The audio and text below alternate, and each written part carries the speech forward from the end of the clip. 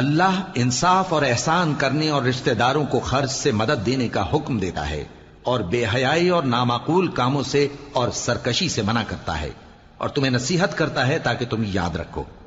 اور جب اللہ سے عہد کرو تو اس کو پورا کرو،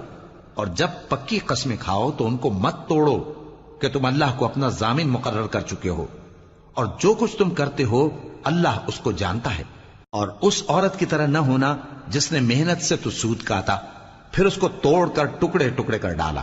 کہ تم اپنی قسموں کو آپس میں اس بات کا ذریعہ بنانے لگو کہ ایک گروہ دوسرے گروہ سے زیادہ غالب رہے۔ بات یہ ہے کہ اللہ تمہیں اس سے آزماتا ہے، اور جن باتوں میں تم اختلاف کرتے ہو قیامت کے دن اس کی حقیقت تم پر ظاہر کر دے گا۔ اور اگر اللہ چاہتا تو تم سب کو ایک ہی جماعت بنا دیتا، لیکن وہ جسے چاہتا ہے گمراہ رہنے دیتا ہے اور جسے چاہتا ہے ہدایت دیتا ہے۔ اور جو عمل تم کرتے ہو اس دن ان کے بارے میں تم سے